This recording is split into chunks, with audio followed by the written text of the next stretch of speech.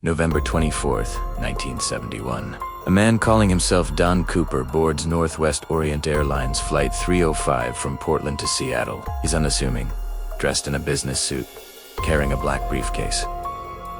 He orders a bourbon and soda. Shortly after takeoff, he hands a note to a flight attendant. Thinking it's just a lonely businessman's phone number, she slips it into her pocket. He leans closer and says, "Miss, you'd better look at that note. I have a bomb." The note's message was chillingly direct. He demanded $200,000 in unmarked $20 bills and 4 parachutes. He was calm, polite, and knowledgeable about aviation. The flight crew, communicating with air traffic control, relayed his demands. In Seattle, as the plane circled, authorities scrambled to meet them. The passengers, unaware of the drama unfolding, were told of a minor mechanical issue causing the delay. Once the money and parachutes were delivered, Cooper released all 39 passengers and some of the crew. With a new flight planned to Mexico City, the refueled Boeing 727 took off again.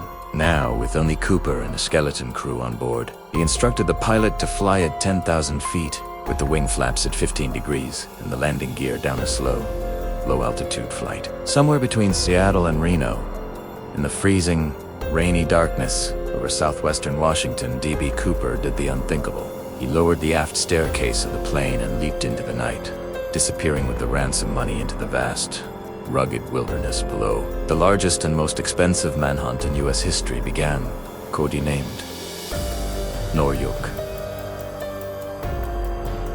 The FBI, along with local law enforcement and military personnel, scoured the dense forests of the Pacific Northwest. They interviewed hundreds of people, chasing down every possible lead. But the terrain was unforgiving, and the search area was immense. They found no trace of Cooper, his parachute, or the money.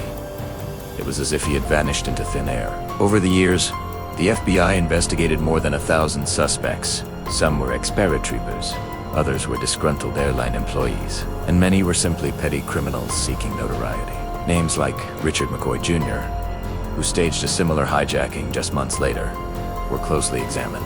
But for every suspect, a crucial piece of evidence or a solid alibi would emerge, clearing their name. The case file grew to over 60 volumes, yet D.B. Cooper's true identity remained a complete enigma. The FBI officially suspended active investigation in 2016, but the case remains open. Then, in 1980, a glimmer of hope. A young boy named Brian Ingram, vacationing with his family along the Columbia River, stumbled upon a decaying bundle of cash buried in the sand. The serial numbers matched the ransom money given to Cooper. 3 packets, totaling $5,800, were all that was ever found. This discovery only deepened the mystery. Did it wash down from the mountains?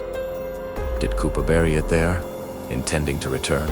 Or did he perish in the jump, his treasure scattered by the elements? For over 50 years, the legend of D.B. Cooper has captivated the public imagination. He's been mythologized as a folk hero, a daredevil who beat the system and got away. Was he a master criminal or just a desperate man who got lucky? Did he survive the perilous jump and live out his days in quiet anonymity?